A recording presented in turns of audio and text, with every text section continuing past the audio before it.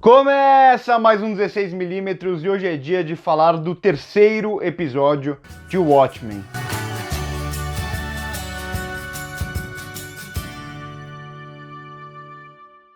Bom, só antes de começar a falar sobre o episódio, eu queria pedir o que eu peço toda semana, que é para vocês interagirem, comentarem o que acharam do episódio, se eu esqueci de alguma coisa, porque como eu tô gravando logo em seguida do episódio, logo que o episódio acaba, pode ser que eu deixe passar alguma coisa, pode ser que alguma coisa, uma informação ou outra eu acabe me equivocando, então aí eu acho legal que tem os comentários pra gente conversar sobre o episódio, que eu acho que o mais legal da série é justamente o como as pessoas vão interagir e discutir sobre ela. E também eu indico que vocês passem aqui no primeiro comentário aqui embaixo para verem as nossas outras redes sociais, principalmente Instagram, a gente também tá com crítica lá. Mas agora sem me estender mais, vamos começar a falar desse novo episódio de Watchmen. Bom, e hoje eu vou fazer um negócio um pouco diferente, vou tentar ir mais ou menos cena por cena ali, falando o que eu acho de interessante em cada uma delas.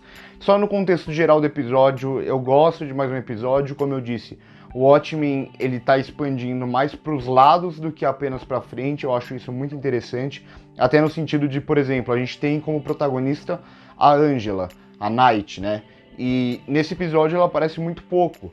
E aí a gente vai falar, a história não evoluiu? Não, pelo contrário, ela tá começando a trabalhar várias subtramas que cada vez mais vão se interligando de alguma forma. E eu vi que tem muita gente reclamando, falando que a série não tem nada a ver com o universo de Watchmen. E bom, cada vez mais vai aparecendo que na verdade tem, até na questão de estrutura, como que começa o Watchmen.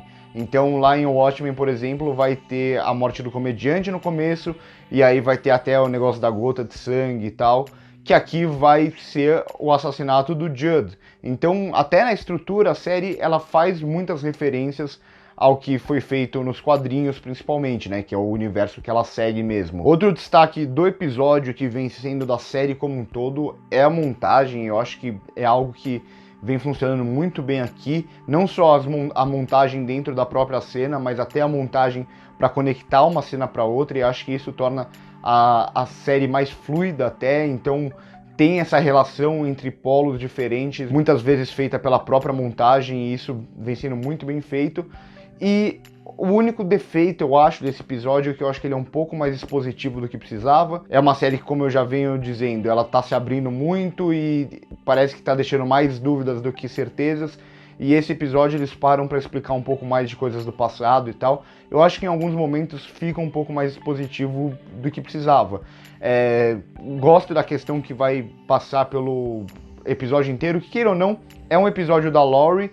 E a questão dela tentando se conectar ali com o John e tal, mostra que na verdade ela sempre amou o John e o Coruja parece que foi uma segunda opção e tal. Mas eu não vou entrar tanto nessa questão, eu acho que vai muito mais além disso o episódio. E a primeira questão aqui é o sobrenome dela, que ela usa o sobrenome Blake, que é o sobrenome do comediante, que é o pai dela, e ela vai descobrir isso só no final da HQ. E é legal, eu acho interessante o fato dela estar usando o sobrenome do comediante. Por que ela está usando o sobrenome do comediante e não o sobrenome que ela já usava, o sobrenome da mãe? E aí também vai mostrar como ela está trabalhando, com que ela está trabalhando, que ela está no FBI e tal. Isso é uma coisa que já tinha aparecido no trailer, então não é uma grande surpresa, pelo menos para quem já viu o trailer. E ela tá, o que é bastante irônico, que é o fato de ela estar caçando pessoas mascaradas, sendo que ela sempre foi uma mascarada, e aí vai ter essa relação com a polícia de Tulsa, que aqui a gente começa a expandir um pouco mais o universo e ver que essa é uma questão de Tulsa, essa questão racial é mais em Tulsa, e nos Estados Unidos, no geral, é diferente, apesar de algumas cidades estar querendo aderir isso. E aí eles vão entrar muito nessa questão de qual é a diferença de um policial mascarado para uma pessoa normal mascarada. Isso, de certa forma, não vai ajudar a polícia a ficar um pouco acima da lei. E aqui vai ter esse conflito muito entre a Laurie e a Angela. Isso vai aparecer mais até nas últimas cenas do episódio. E eu acho interessante também ver na cena ali que tá ela conversando com o Keane e tal, que é uma coisa proposta por ele, esse negócio dos policiais em Tulsa usarem máscara. E ele é justamente o filho do cara que proibiu os vigilantes mascarados. Então, mais uma vez, de certa forma, vai funcionar como uma contradição. E ele vai aparecendo aqui cada vez mais, a série começa a sugerir como se ele se faz ser um cara muito bom, mas na verdade ele não é um cara tão bom assim. E nessa cena ainda do apartamento ali, que tem a Laurie conversando com o Kim, mostra também ali atrás o quadro com os vigilantes no apartamento dela. Então o quadro do Watchmen, que mostra mesmo que segue a HQ, então são os uniformes da HQ e tal. E mostra a questão do coruja dentro de uma gaiola, uma coruja dentro da gaiola. Eu acho que não tinha como ser mais explícita essa referência.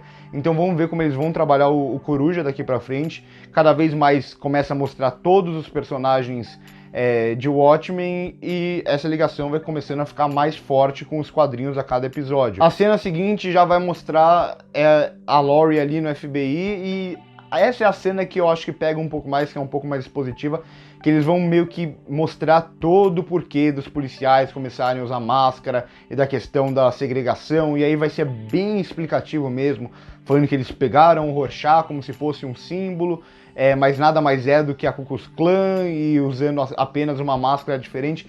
Então assim, essa na verdade é a cena que mais me incomodou. Eu entendo que o público esteja querendo respostas, mas eu acho que o Watchmen vinha fazendo muito bem isso, de ir explicando bem aos poucos e deixando várias dúvidas, e solta um detalhe aqui, outro detalhe ali, e não colocar um personagem para contar tudo aquilo, até porque muitas das coisas que o personagem ali do FBI vai contar, muitas daquelas coisas a gente já até sabia. Em seguida tem a cena do avião, que vai mostrar a relação ali da Laurie com o garoto novo, e como o Watchmen continua influenciando até as pessoas mais jovens e tal. Então não é uma ideia que morreu, uma ideia que parece que está cada vez mais presente naquele universo.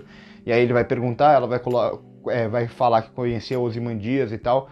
Então é uma cena bastante simples, mas eu acho que tem um sentido, um significado ali dentro, muito, que pode vir a ser ainda mais importante para a série, e é nesses pequenos momentos que eu acho que a série vai construindo muito bem esse universo que ela está propondo. Em seguida ela vai chegar na polícia de Tulsa, e acho que aí fica muito mais claro até alguns traços da personalidade dela, que ela vai questionar umas coisas, mas ela também não tá tão se importando com o cara ali que tá apanhando da polícia. Então vê que ela, na verdade, a personagem é um pouco mais complexa do que parece, a personagem da Laurie. E até um pouco debochada, eu gostei muito dela. E aí vai ter aquela cena dela no interrogatório com o personagem espelhado lá do Tim Blake Nelson, que vai mostrar algo que é muito relevante, que é o fato do FBI, ou pelo menos a Laurie, conhecer a identidade dos policiais. Então, assim, eles estão usando máscara, mas eles não estão tão protegidos assim, é algo que fica muito claro nessa cena. A cena seguinte vai ser a cena do enterro, que eu também gosto muito de como ela é construída, a construção de tensão e tal. Vai mostrar até a bandeira americana ali, que é muito diferente da bandeira americana na vida real. Até por mostrar essa ideia de Watchmen, de como algumas coisas, se algumas coisas fossem alteradas na história real, como que poderia mudar completamente o mundo, e aí vai aparecendo esses pequenos detalhes, um deles é a bandeira americana. E aí essa cena do atentado, eu acho que ela é muito melhor dirigida, até uma das minhas únicas críticas no episódio anterior foi as cenas ali de luta, a cena de ação, luta corpo a corpo.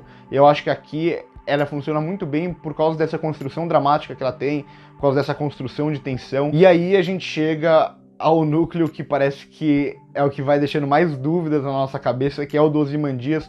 Já vinha tendo teorias de que o Ozymandias poderia estar preso, como se fosse preso até numa ideia de um conto de fada, e aí eles vão fazer essa referência ao conto do Cargueiro Negro, que pode ser essa ideia de que ele está vivendo como se fosse em um conto. Vai mostrar ele fazendo várias experiências, uma das experiências é como se fosse um lugar meio que coberto por algo de vidro que estivesse aprisionando ele. Então tudo isso vai aparecer muito sutil ali no começo, e aí vai deixar essa dúvida de ele tá realmente preso, ou na verdade ele tá meio que escrevendo toda uma história para ele, todo um conto para ele, porque acho que algo que fica até meio claro é que aquele guarda florestal lá que escreveu a carta, no final ele chama ele de mestre. Então nada mais é do que como se Ozymandias estivesse meio que escrevendo toda essa história para ele.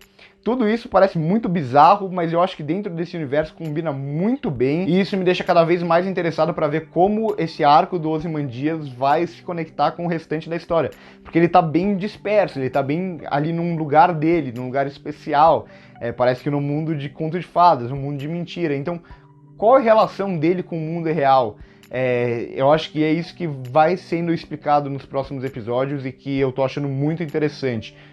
Então comenta aí embaixo, principalmente essa questão das Imandias, o que você acha que é tudo esse universo ali criado naquele castelo. E a cena seguinte vai mostrar também a questão da Laurie e da Angela ali conversando, as diferenças entre elas. E aí eu acho que vai deixar mais claro ainda que em Watchmen não tem bem e mal tão definido assim, não tem o mocinho e o cara do mal. E acho que esse é mais um dos questionamentos que a Laurie vai apresentar. Então ela chega, parece que no episódio, também para trazer esse lado de questionar muitas das coisas, para mostrar que não é uma série extremamente maniqueísta, até porque a HQ tá muito longe de ser maniqueísta. E aí na cena final a gente vai ter essa confirmação de que como se o John tivesse vendo tudo que tá acontecendo na Terra, então ele não tá tão ausente assim. E também, para não esquecer, na discussão ali da Angela com a Laurie, tem uma coisa muito interessante que é, mais uma vez, como um universo se reflete no outro, que é a questão ali do compartimento secreto e tal, que vai fazer uma referência à questão do comediante, que tinha também um compartimento secreto na casa dele e tal, e tinha algo a esconder ali. E até para traçar um pouco essa questão do Jude, que talvez